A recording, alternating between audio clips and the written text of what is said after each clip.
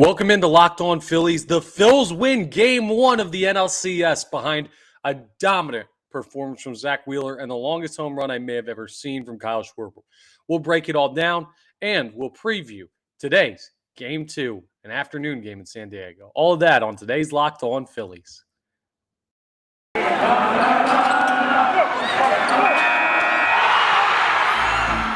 You are Locked On Phillies, your daily Philadelphia Phillies podcast. Part of the Locked On Podcast Network, your team every day.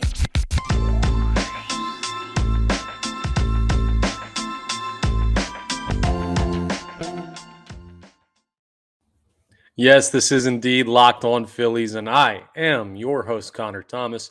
Been talking Phils baseball for years on the radio with my friends over at 97.5 The Fanatic, on TV, on NBC Sports Philadelphia here in the local Philadelphia area. And I'm happy to be here with you as your host of Locked On Phillies. I want to thank you for making Locked On Phillies your first listen every day. We are free and available wherever you get your podcast. The playoff beard is coming in strong for me. You see this facial hair? If you're watching on YouTube, go ahead and check us out on the Locked On Phillies YouTube channel. If you're not, it's always a better experience to watch and listen than just listen. But if you're on podcasts, we appreciate you listening as well. But the playoff beard's still going strong because, well, the Phillies keep winning. They win Game 1 of the NLCS against the San Diego Padres last night. And so many things went right for the Philadelphia Phillies in this one. First of all, the most right one, I guess, of all of them is what Zack Wheeler did on the mound. Wheeler was absolutely dominant in the 2-0 win over San Diego. It's the best I've seen him pitch maybe in his time as a Philadelphia Philly. I wouldn't have pulled him, and I'll talk to you a little bit more about that as we discuss what happened in last night's game. But I'll give you the stat line. 7 innings pitched, no earned runs, 8 Ks, 1 walk, just so good. And he only allowed 1 hit in the game. That's 2 base runners. The only time someone made it to second base for the Padres was in the 9th inning, and that was off Jose Alvarado. Now, Zack Wheeler was pulled after 7 complete innings in favor of Seranthony Dominguez, who had a perfect 8th inning. And then Jose Alvarado had a little trouble in the 9th. He had a walk. There was an error by Alec Boehm that was in a really, really rough spot because the shift had made it a little bit tougher play, but it was a ground ball right at him. That could have been a double play to get out of it that Juan Soto hit, but unfortunately did not make that play. But then a fly ball to right field to Nick Castellanos and a strikeout of Josh Bell is what ended it, and Manny Machado was that fly out to right field. So the bullpen gets their job done. Seranthony Dominguez and Jose Alvarado have been 2 of the best relievers in baseball over the past couple months, and they continue to be that when it comes to the postseason for the Philadelphia Phillies. Zack Wheeler, absolutely incredible, and he's one of the best contracts in baseball. He's making like $115 million because, well, he was just a really undervalued asset coming out of New York. Bet the Mets would like to have him right now. But he's wearing red pinstripes, and he's playing in the NLCS out there in San Diego, while the Mets are sitting on their couch or playing golf or doing whatever teams currently in the offseason are doing. A great performance by Zack Wheeler, though. And the way he did it, well, he was just he was a little bit rough in the first inning. I thought his command looked a little shaky. Then he settled in with just attacking the zone, working with fastballs, overpowering hitters, and understanding that San Diego was trying to be aggressive off him. He was able to make it through the 7 innings with only 83 pitches thrown. That's why I thought he should have stayed in. Now, I think Rob Thomson made a mistake pulling Zack Wheeler. When you have a pitcher throwing as well as Wheeler was, well, mentally for the opposing team, when they see that guy removed, it's kind of a relief for them. I understand Seranthony Dominguez is amazing. I understand Jose Alvarado is amazing, and I get that they both got the job done. But in my opinion, I think it was the wrong decision by Rob Thomson to pull Zack Wheeler. Bad decision, good result. Both of those things can be true. How often do you see a manager go to their best available reliever, and the guy gives up a home run to lose the game? It happens. Sometimes you make a good decision, you get a bad result. Well, last night, I think Rob Thomson made a bad decision and got a good result. But here's the thing. It wasn't a total bad decision. It was more of a gambling bad decision. The reason that Zack Wheeler was pulled, it's not like a regular season pull of someone who's at 75, 80 pitches for whatever reason, no explainable reason. No, I think the thought process behind it was, hey, I trust these 2 relievers, but more so than that, if I pull Wheeler at 83 pitches and can get away with it. When he pitches again later in the series, there's a better chance that he can replicate what he's done tonight. And Wheeler in line to pitch game 6 if the series goes that long. So, hey, a gamble by Rob Thomson that paid off. Wheeler, incredible. The bullpen, really, really good. That's great. That was the defensive side of the ball. And the only mistake all game was Alec Boehm's error in the bottom of the 9th inning, which is a big spot to make your only mistake. But luckily, they got away with it. And the reason that they were able to get away with it, in part, was not just Wheeler or Dominguez or Alvarado, but the offense.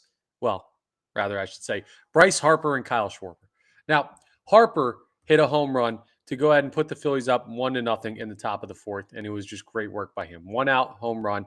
JT Realmuto had gotten out to lead off the inning, and then Bryce Harper takes a Yu Darvish, I guess it was a cutter, fastball-looking thing, something. He throws a billion different pitches, but it was kind of up and out, and Harper got it good, but didn't know if he got it good enough. You could tell by the way he was standing there. He thought there was a chance, and somehow found a way to carry out just over the left field wall out there at Petco Park.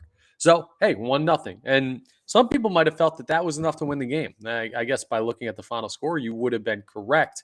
But having the extra run as an extender to make you slightly more comfortable would be huge. And in the 6th inning, Kyle Schwarber, well, he absolutely delivered that. That was, if you haven't seen Kyle Schwarber's home run and Bryce Harper's reaction, I don't know how you couldn't have at this point, but go ahead and watch it again just for me. When you're done watching this episode, click on over and check it out. And it's absolutely incredible. Kyle Schwarber hit the ball 488 feet to right field for a solo home run to make it 2-0. That would be the final score in the game. It's the longest ball I think I've seen hit in maybe ever when it comes to watching Philadelphia Phillies games live. He absolutely crushed it. It was a slider that hung up, and breaking balls. If you've played baseball, if you've watched baseball, you know there's something about the slider or the curveball where if you catch it well, it travels so much better than a fastball. It seems like it doesn't make sense, right? Because a fastball, the harder it comes in, the harder it goes out, is the old saying. Something about the breaking ball when it hangs, though, and this was a hanger, it just travels that much further. Now, I'll tell you, this is a little bit of next level stuff, but I was reading one of these studies the other day. I was reading a study on physics of hitting a home run and how far, according to physics, it should be physically possible to hit a baseball. And this was assuming normal field conditions, normal temperature, no wind, and the optimal launch angle, which is 26 degrees. Because of, you think it'd be 45 degrees, but because of wind or air resistance, rather, it's actually 26 degrees is the optimal launch angle for a home run. And that survey concluded that under all of those average elements, it's the maximum amount of distance for a baseball to be hit by a human being is approximately 490 feet. Kyle Schwarber hit it 488. He hit it just about as far as you can physically hit a baseball. Now that study didn't account for altitude. So like if the game was played in Colorado or Atlanta or something, it would carry further. Phoenix, which is higher altitude, didn't count for wind, didn't count for a higher temperature. I believe the survey was assuming I keep saying survey. The study was assuming 70 degrees, and it was like 82 degrees in San Diego last night. But basically, my point of bringing up all that nerdy number stuff that I like to read into sometimes is that Kyle Schwarber hit this ball really, really, really, really, really far, about as far as it's physically possible for a human being to hit it. Absolutely an incredible swing.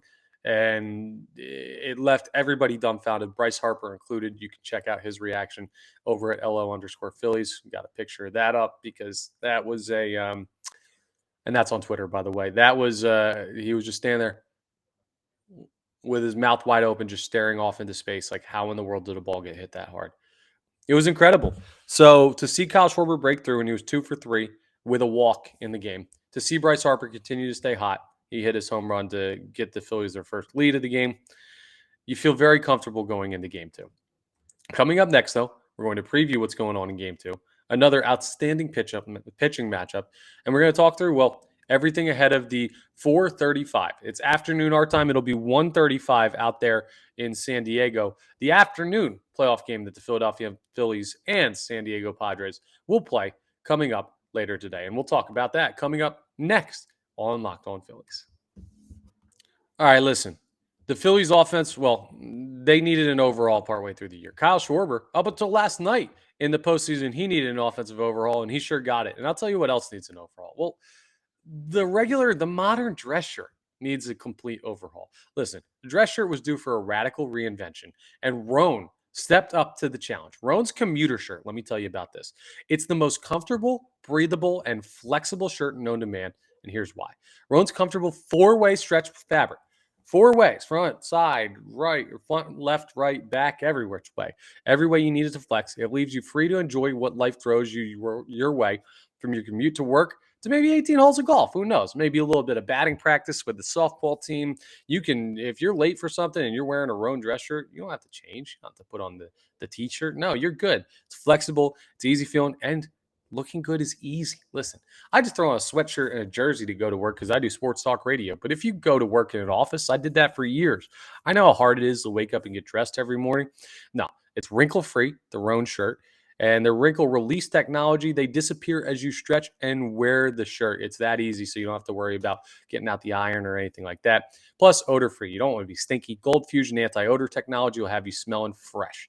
I told you, I used to work in an office. Day in and day out, I'd be a suit guy, and it was annoying having to pick out clean dress shirts. They weren't comfortable. They were always too tight or too loose or not breathable or not flexible. No.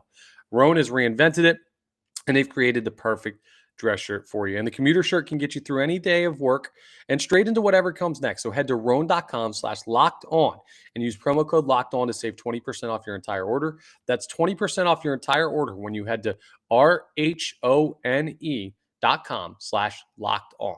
It's time to find your corner office comfort. Okay, it's game 2 preview time. NLCS, the Philadelphia Phillies up 1-0 in this series. Yu Darvish goes down in favor of Zack Wheeler's outstanding start. And Yu Darvish wasn't bad, just gave up those 2 home runs.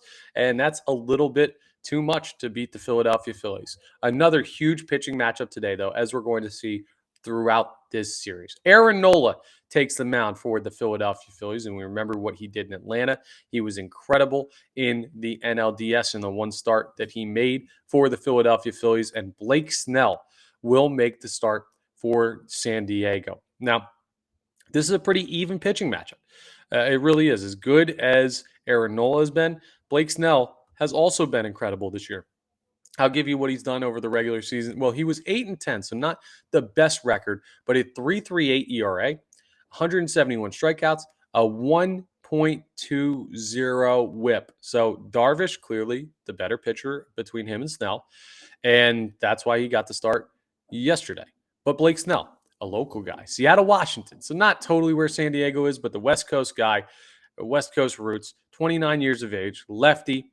So Bryce Harper, Kyle Schwarber, going to have a tougher time. We'll see what Rob Thomson does with the lineup. If he goes Matt Vierling, if he goes Edmundo Sosa at shortstop in favor of the lefty Bryson Stott, could be a different lineup today, which, the Phillies did against the Cardinals. They did it against the Braves. It's kind of what you got to do if you trust in Rob Thomson and what he's been doing working, and it has worked. So expect to see more righties in the lineup for the Phillies today. But Aaron Nola is the better pitcher of the two. Even though Blake Snell has some good numbers there, Aaron Nola is the better of the two pitchers, and you could argue Aaron Nola is the best pitcher in this series in its entirety. He's going to come out, and he's going to be a great complement to what the Philadelphia Phillies had on the mound yesterday with Zack Wheeler, right? Because Wheeler's this power pitcher. He's a guy that's going to throw 98, 99 at you until he's out of the game. Strong off-speed stuff as well, but his go-to is really the overpowering fastball. Aaron Nola doesn't have that. He's like 93, 94. Sometimes he'll get it up to 95, but he's more breaking. The two-seam in on lefties or backdoor to righties. The slider and the curveball and the changeup and everything he throws, the cutter that he's mixed in at points this year, he's got that real good off-speed stuff to work around batters and be more of a finesse pitcher. So a switch up, even though they're both righties, a different type of attack plan for Aaron Nola against the San Diego Padres, but expect them to be just as aggressive. Remember, Aaron Nola, the best strikeout to walk ratio in Major League Baseball this season, so they're going to have to go after him. Now, talk you through what Snell has done versus the Philadelphia Phillies. He's made 2 starts this year, a total of 9 1/3 innings pitched. He's given up 9 hits, 7 runs, 7 earned against the Philadelphia Phillies. He's pretty darn good at home. And versus the National League, he's also pretty good. But the Phillies have done well against him. And in the postseason so far this year, he's got 2 starts, 8 and 2/3 innings pitched, given up 9 hits, 3 runs, 3 earned, 1 home run. And he's walked 8 and 8 and 2/3. So be selective. The Phillies need to have a great approach. Now, he was part of a 2-1 win against the Dodgers, which was a great outing by him where he went 5 and a third. He did give up 5 hits, but he danced around danger and only gave up 1 run. The Phillies' key to success today is that the lineup has to be patient. They have to understand that Blake Snell, while he could be a strikeout guy and had 170 plus strikeouts on the regular season, you can add to that with his postseason strikeout totals. He's also a guy that's been struggling with command lately, and he's getting down near the end of the season. And this is the time where you have to work guys' arms. Fatigue isn't necessarily a thing because the adrenaline would cancel out any there, but it has been a long season. Teams don't normally have their starting pitchers at their absolute sharpest by now. Normally, you'll find a guy like a Zack Wheeler or maybe an Aaron Nola. And the fact that the Phillies have 2 of them that could be going as good as possible right now is incredible. But normally, you hope to run into one guy that's hot, and the other pitchers you kind of hope to survive. Blake Snell seems like one of those guys where it's he's good, but this is a survival game for the San Diego Padres, especially with Aaron Nola on the other side. Guys like Kyle Schwarber and JT Realmuto and Bryce Harper and Rhys Hoskins and Nick Castellanos and Alec Boehm at the top of the lineup, those guys up there, well, they're going to have to take a bunch of pitches. They're going to have to work Blake Snell. The bullpen didn't really get all that hurt yesterday because even though the Phillies won, Yu Darvish went deep into the game. So maybe chew away at the bullpen a little bit today to get ready for heading back to Philadelphia. A great opportunity, though. I'll tell you what. A split between the Philadelphia Phillies and San Diego Padres on the road means that the Phillies stole back home field advantage. They now hold the advantage in the series, having more games at home than the Padres do, or even rather, with a lead in the series. So the home field advantage has been stolen by the Philadelphia Phillies. It'd be even better, though, if they come back 2-0 in the standings of the NLCS. So already a successful trip. That means a couple things. 1, pressure should be off. 2, they got their best pitcher going today, I'd say. Even though Zack Wheeler was so good yesterday, that's a huge benefit because San Diego doesn't have their best pitcher going today. And the other thing is San Diego will be pressing. This probably feels like a must-win to them. Going to Philadelphia for 3 games, down 2-0, knowing what the environment's going to be like back here at Citizens Bank Park, you can't drop this game. And pressure either creates diamonds or it bursts pipes. And today, well, it might be a pipe burst for some of the players in the San Diego lineup that aren't used to the playoff pressure. Remember, they went through a drought as well. They don't have guys that are as used to being in the playoffs as some other teams that the Phillies have faced, like the Braves or the Cardinals. So, hey, a lot of benefit the Phillies' way. And even though ESPN is predicting with their analytics predictor, whatever, they're saying that there's a 52.7% chance that the Padres win. I mean, it's basically a toss-up. That's the word I'm looking to say. Basically a toss-up between the 2 teams today. So that's all the analytics for today's game. That's all the analysis. I like the Phillies today. I liked the Phillies yesterday. And if they can come back 2-0 to Philadelphia, man, we'd be feeling good. We'd be feeling real good. And it's because of this special added advantage that I'm going to talk about in the final segment of today's show that I didn't see from San Diego that I really expected. We'll discuss that next as we wrap up Locked On Phillies. I got to tell you about my friends over at Built Bar, though. I love Built Bar. If you haven't tried Built Bar Puffs yet, you're depriving yourself of one of life's greatest joys. And guess what? There's a new flavor. Yes, delicious, indulgent cookie dough covered in chocolate. That's right. Built has done it again. Cookie dough chunk puffs have a light and chewy texture. You got real cookie dough chunks, and of course, they're covered in 100% real chocolate. When I'm at the gym real quick, it's the quickest snack I can grab to take down to the gym in my building. I have them like every other day, and it's great. Listen, 15 grams of protein, 160 calories, tasting great. All of those things, they don't normally go together, but they do with Built Bar. And Built Bar uses collagen protein, which means it's much easier for your body to ingest and digest and use for the muscles and strength and everything like that. It's great. I want you to run Don't just walk. Run to built.com. Go ahead and shop some of their best items like the cookie dough chunk puffs, their regular bars, other flavored puffs. They've got everything. So ditch the calories, fat, and sugar. Grab yourself a Built bar. And when you go to built.com, use promo code LOCKEDON15, and you'll even get 15% off your order. That's promo code LOCKEDON15 for 15% off at built.com. Okay, final segment of Locked On Phillies for the day. And really, I'm a little disappointed in you, San Diego. I am, because this was a team that's supposedly the doppelganger of the Phillies. And on the field, they are. Very competitive pitching, strong lineup. Bottom of the order needs to be better than what their baseball card shows, but they have been. Momentum's their way coming into the series, at least. Not anymore because the Phillies took game one, but a strong bullpen with a couple guys you really trust, a manager that they trust, and Bob Melvin. Yeah, very, very similar on the field. And I was hoping it would be a little bit more similar off the field, but the San Diego fan base, I'm disappointed in them. They didn't really sound like they showed up last night. They sounded really, really, really quiet compared to what the playoff atmosphere in a city in the NLCS would sound like. And I'll tell you what, if that's the home field advantage you're getting in San Diego, that's not a good sign for this series, because the Philadelphia Phillies fans are going to blow these guys out of the water when it comes to fan support and the environment and the volume of everything.